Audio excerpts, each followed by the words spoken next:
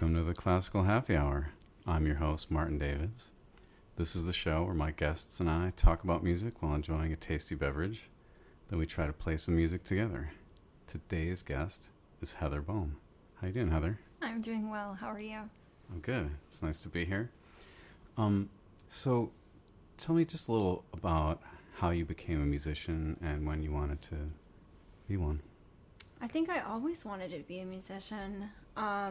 According to my parents, I was asking for the violin for about a year before I wound up being able to start lessons. And that was when I was about 3.5 or 4. I came from a somewhat musical family, so I think I sort of assumed that everybody played an instrument. And, those little pictures that they make you draw in kindergarten of what it is that you want to do. And everybody else is drawing, like, I want to be a ballerina or I want to be a bus driver. And mine was, somebody playing a violin. So I always kind of wanted to do it. So did you get a violin at an early age? No, I got a Cracker Jack box a tissue box filled with Cracker Jack, rather, with a ruler stuck in it and a little lion sticker for where your chin goes, which I was bitterly disappointed about and cried the entire way home from the first lesson. Sort of shaking my fist to the sky. I was promised a violin, and this is most definitely not it. But eventually, I think after a year of proving that I could, stand and hold still and hold things with my face, I finally got the... Cracker Jack box for a year? Yeah. Suzuki's real serious about skill building. They make you earn it.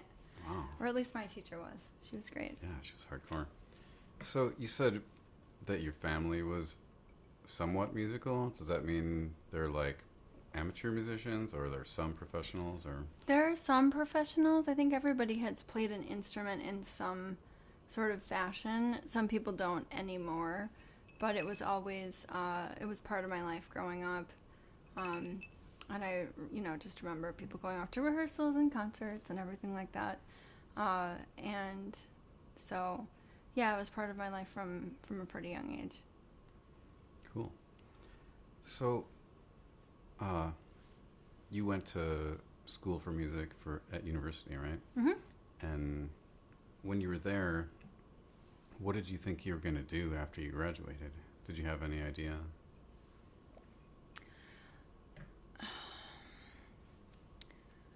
I think because I had come from a musical family, I had a little bit more of a sense that there's a whole bunch of different possibilities out there, and depending on what you specialize in. But I think after I got out of music school, my goal had sort of shifted to saying yes to a lot of different opportunities and kind of getting to be more familiar with the different things that there were out there.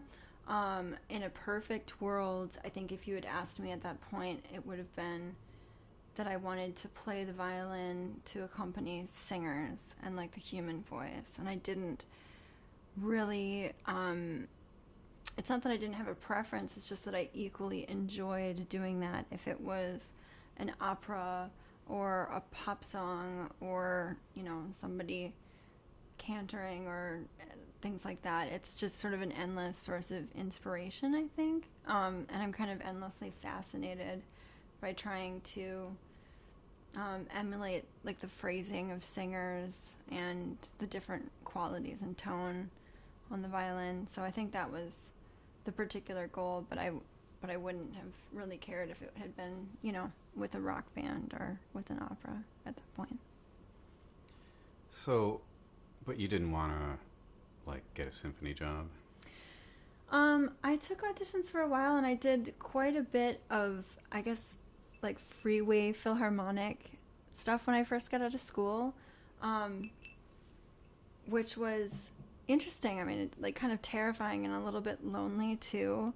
Those long drives to like Michigan or Southern Illinois or Wisconsin and things like that. And also, I was somebody who had really no idea how the highway system worked. I had led a very sheltered existence. And so I remember coming back from something at Illinois Symphony, and And I was like, I don't know how to get back to Chicago. And they were like, it's so easy. You just, turn left until you hit 55 or 57 or whatever it was. And so I got on the expressway and drove for like 2 hours before I started seeing signs for Tennessee. Oh, no. And, You went south. and I was like, I made a huge mistake. And so like what was a 4.5 or 5 hour drive turned into a 7-hour drive. This was in the days before, GPS on your phone, kids. I know, it's a different world now. Yeah. It makes us, you can just be as dumb as you want, Mm-hmm. and still get anywhere. Wow. So how did you end up like doing theater work? Catherine Hughes referred me for something at Chicago Shakespeare, which was like a small black box production of Stephen Sondheim's musical Passion, which is probably like loosely a musical, but has some major, I think, serious influences in a little bit. It's a very serious work. And I was just completely captivated and compelled by the entire experience, which was small. It was Gary Griffin directed it. It was very intimate space at Chicago Shakespeare, and the musicians were sort of a little bit part of the action, on the second tier of the stage and everything. And that was really meaningful for me, and I enjoyed it so much. I also really enjoyed doing something consistently that was close to where I lived, not having to drive 5 hours away. Yeah. But that also was with singers and felt like it was a bunch of different art forms coming together. And that was the first thing I did. And then after that, Court Theater, I received sort of word or something that they were looking for somebody to do a production of Carousel. And luckily, Doug Peck, who was music directing that, gave me a shot on that production. It was incredible. It was similar in that like the focus was 100% on storytelling and an intimate kind of stripped down version of that musical, and it ran for quite a while at Court and then toured for a little bit. And I think that was sort of what gave me the idea of like I really enjoyed doing this. And and so those were the first ones. And then at that point there's been sort of some iteration of that pretty much every year since then. Cool. So when you play like in a pit for one of these shows, you're playing the same music like night after night, sometimes twice a day. And so what do you like about that? I think it's the chance.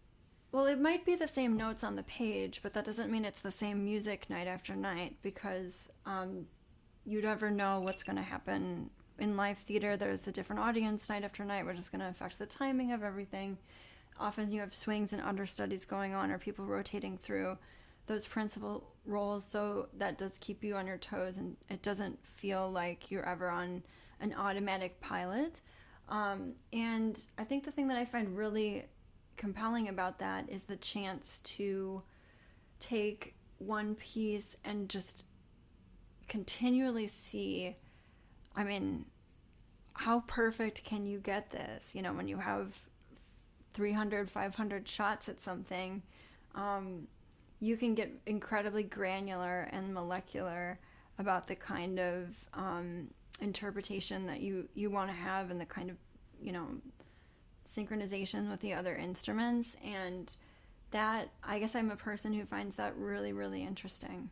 So I suppose it might be the same notes on the page. It's not the same music night after night. And that's really, it's interesting and fun to me.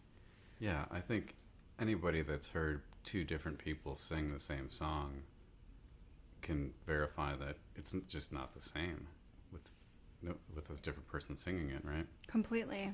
It changes so much. So much, and supporting that and trying to have that connection with, somebody making music from a, different instrument, the human voice, and then it's, getting kind of interpreted through the through the podium and the conductor, and trying to anticipate and make sure that, you know, that singer, that actor, that performer feels that support, you know, of an ensemble, that they can make different choices and still get caught, you know. Yeah, you're kind of selling it to me. It's making me want to do it. Yeah? Yeah. I want to be in the business of show. I mean, once in a while, it sounds kind of cool. So, I mean, I'm even sign if you up for the TMA after all, yeah, Marty. Even if they're like subs in the orchestra, I'm sure they all bring something different from what you hear normally. Totally. I mean, I've never played a show for like a year or anything, but, you know, I've played Messiah like so many times, and it's different every time. And I still find like I hear things I didn't notice before. So that must be something that happens to you as well with these shows. Totally. And also, I think that this might be generalizing, but I think a lot of the times as instrumentalists, we're not super focused on the text, you know, or what is happening from a storytelling or a textual perspective. And sometimes when you've spent a large amount of time with the same work, you can become way more intimately familiar with the storytelling that's happening and have that sort of infuse your choices on the instrument, which I think is really interesting too. Sounds like it. All right, so I'm going to go in a different direction here now and just ask you a little bit about the union. Oh. We don't have to go too deep here, but do you think the musicians' union is important and helpful to musicians, and are the benefits of membership like noticeable? I believe in the idea of a musicians' union fervently and with my entire heart. The story of the AFM is an interesting story when you compare it to other performing arts unions. Every single local in the AFM has a wide berth in terms of autonomy and authority, and the reason for that is because the locals formed the federation, not the other way around. So unlike, you know, Equity or SAG-AFTRA or something where there's a very distinct national umbrella organization that has a lot of power on how these contracts get administered in different places, or administered rather. The AFM is different in that every local really has its own distinct personality. That's one of the things that has been hugely helpful for me to see with TMA, is just how many different approaches there are to this in the Pacific Northwest, whether you're talking about Los Angeles, New York. All these different places have an interesting and different way of doing it. So for anyone that doesn't know, TMA is the Theater Musicians Association. Yeah, it's a player conference of the AFM, sorry. Can you go back to your question originally? Yeah. Do you think it's important and helpful to musicians, and are the benefits of membership like noticeable? I think it's hugely important and helpful to musicians, and I think that it can be. It can be hugely and helpful and important. It's interesting because for a very long time, I think most locals had what we would say is like a more diverse membership. You know, if you look at a place like, take any town in the Midwest, and you'll see that they have a jewel box theater, you know, despite the fact that they have like 5,000 people. And, you know, if you go back 30, 40 years, they probably had a marching band and a municipal band that played at the gazebo, you know, every Sunday night. A lot of that has changed. I think arts education has really dropped a lot in the United States, and I think that arts funding for public education has obviously been under a huge amount of attack. I think that the union can be, extremely helpful to people. But I think that the challenge for any union now is to find how they are going to be just as vital a presence and as engaged a presence for freelance musicians who work in clubs or who are working casual dates or who are, trying to do recordings and things like that, as they are involved in administering legacy contracts and, administrating those large CBAs. Because if that is all that the union is, we might as well kind of hang it up, because that's a very small group of people and it doesn't necessarily justify an entire organization that's meant to serve every musicians doing a wide variety of things, and join us all in this kind of collective where we're helping each other. So I think that your question about the ways for it to be the benefits of joining is really something that you see in each individual city, finding ways to be meaningful and involved in the presence of those musicians' lives. For example, like Portland and Seattle, I was just at the Western Conference, and they had a incredible initiative that they went through with different levels of city government, allowing musicians to be able to park in loading zones in these downtown areas. And they picked a huge variety of places outside of different clubs and their opera house and their large venues. And it made a huge difference. And the city council people that they went to were like, we had no idea that people were running across the street with, $600,000 violins. Of course you need a loading zone, or a place to unpack your percussion equipment. So that's an example, I think, of a place in a local that's really working hard to do things that benefit the community of musicians that they serve. And I think that's really important as artists, that we have an organization that is trying to do that for us. Cool. Yeah, I mean, certainly if your orchestra contract was negotiated by the union, it's pretty obvious that they're benefiting you. I mean, I would hope. But, for the people playing a lot of wedding gigs and stuff like that, maybe it's a little less on their radar of what they're getting. I file every single contract that I do for Choice Music, which is what I call my business that does sort of events and stuff like that. I think it is hugely important to be contributing to people's pensions and health and welfare things. There's a lot of wonderful unions that have figured out ways for people to file the teaching that they do and use that to, go towards their health insurance premiums so that they're able to be on the local's insurance plan. There's all these creative ways, I think, of being, a forward-thinking kind of advocacy group for those populations of musicians that you mentioned, the ones that are freelancers and maybe not, working under a 52-week, rostered orchestra or something like that. But yeah, I think the more that there can be involvement from the people that are really doing the work, the more that will, hopefully unions around the country will continue to think of ways to be engaged in those kinds of activities that really benefit their membership. Full disclosure, I'm on the Theater Musicians Association, which is a players conference. It's a little bit different than a union or a local, but we're a players conference. And so, our goal is to try and help the union see which directions would be most helpful for the theater players, Yeah. Well, that's important for them to know. And the freelancers. For sure, yeah. Okay. Do you have any thoughts about the future of the music industry? What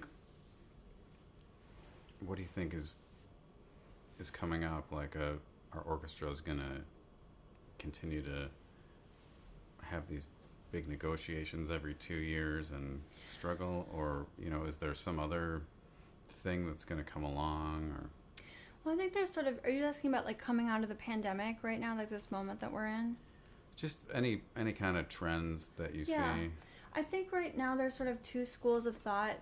We're talking in April of 2022, and organizations and arts places are just trying, to emerge from this 2-year shutdown. And I think that we see two dominant schools of thought. One is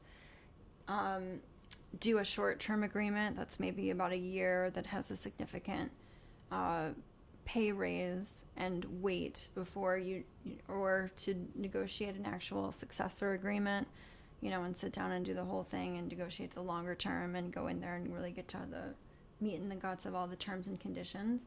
But that pretty much seems to be the two ways that this is going right now. I don't think that we're going to see much deviating from those two ideas at this particular moment. It's either you're going to go in there and do the whole thing from soup to nuts, or doing a short-term extension that has a pay raise, because obviously COVID inflation is 6.97%, depending on which Bureau of Labor Statistics site you go on. So do you feel like the trend is that there's a lot of live music coming back, or is it not going to resume? Or I think the trend is that people are really hungry for it, kind of starving for that experience. Having said that, it's not like we just put the entire industry in amber for 2 years and it, click our fingers and we walk back and everything's just where we left it. It's very sad. A lot of people have moved. A lot of people have changed jobs. There's, 2 generations worth of, young people that didn't get to hear the sound of, a French horn or a trumpet or a violin or a cello, at their school assembly and say, that's what I want to do. Those moments aren't coming back. But I think that people are really excited to, get to have that experience of live performance again. And I think that we'll really get to see that a little bit this summer, especially, as we're seeing some of the, hopefully, knock on wood, hopefully some of the pandemic restrictions lifting a little bit. It'll be nice to get out there and start exploring and going to things again. Yeah, maybe tonight. What do you think? I think, it seems like everything that was canceled is now rescheduled all at the same time. And it's almost like a nightmare to do your calendar right now, which is a good problem to have. Yeah. But like everything's falling on top of each other. Yeah, everybody wants the same weeks. The same people for the same, And if they want you, I guess maybe we could use it as an opportunity to bargain for better pay or something. It's only occurring to me now after I've said yes. After you've said yes, you gotta have that thought a little bit before. You should have been on an earlier episode. Not for lack of trying. True. So your career is made up of a lot of things. Like you said, you've got this choice music where you do all these cool events and book musicians for all kinds of stuff, and you play these theater shows and do all kinds of playing of different things. And do you have any advice for like young musicians for like how to get their career going?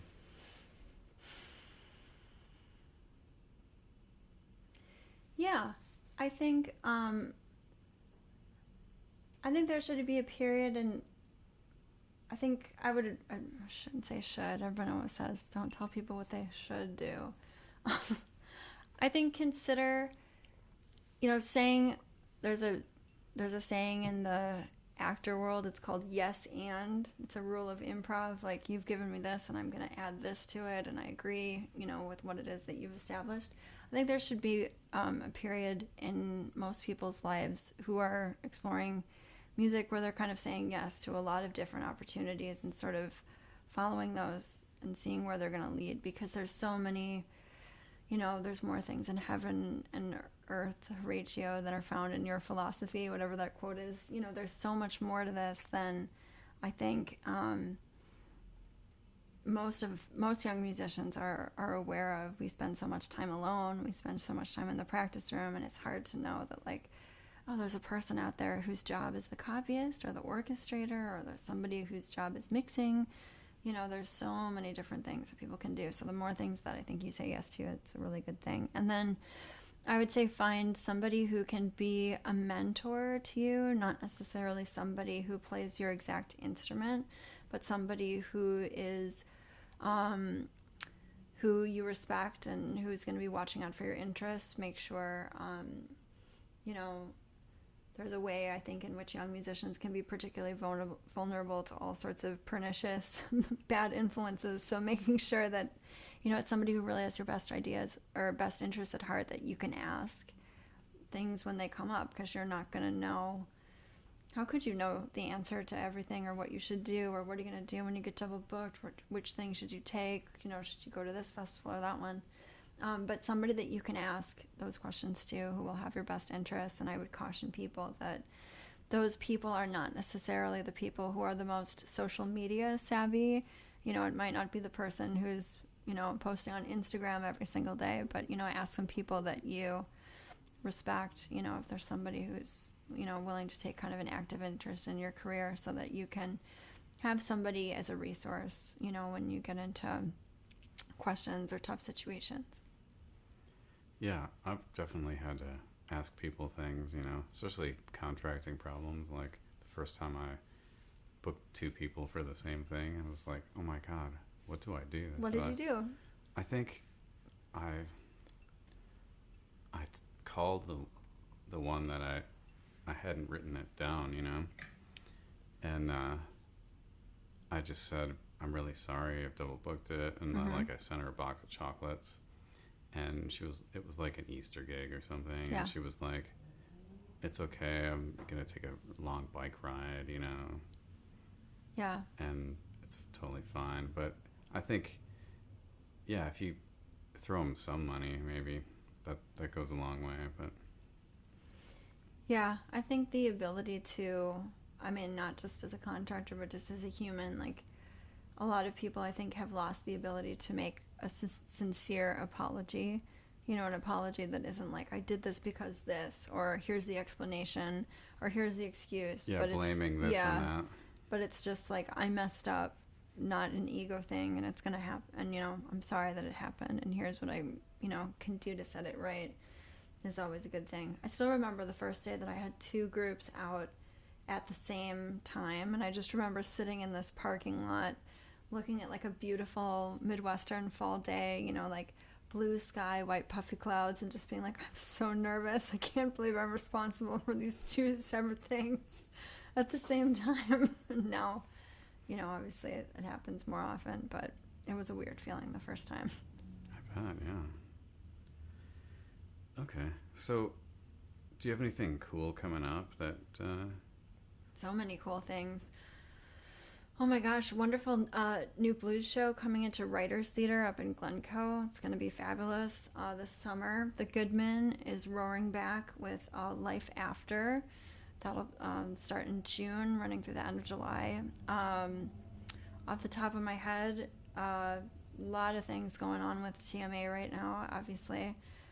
We've added a lot of members thanks to our wonderful chapter directors over the last couple months, but that's been kind of an adventure. And looking forward to hopefully a year for choice music where the entirety of the year's business isn't condensed into 6 months like it was in 2021, like drinking from a fire hose. Oh my God. And then next week I'm going to Florida, which I'm really looking forward to, for Seraphic Fire performances of The Messiah. So that'll be good. Sounds awesome. I know you like Florida. I love Florida. Okay. We had a wonderful gig in Florida that one time. Did. It was awesome. It was great. The Alligator Museum and everything. Oh my God. Gatorland? Yes! I got so motion sick on those Disneyland rides. Oh, yeah. Because you made us go on those Star Wars things. Yeah. I was like, oh, God. Oh, the nausea. You're like, is there an outdoor roller coaster? Yeah.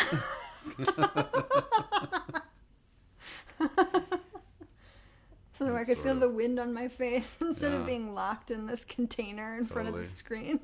But we did do Tower of Terror. That was fun. That was really fun. Yeah. That was a great day. It was fun, yeah. We made the most of that wonderful gig. Thank you, Hilton. All right, so we're going to take a little break. But before we do, I just want to say thanks for listening and subscribe and give me lots of stars. Also, you can buy my new CD, Baroque and Alone, on www.bachfor2.com. It's in the store there. I've got a few left, so keep buying them. Anyway, we're going to take a break and then come back and play something.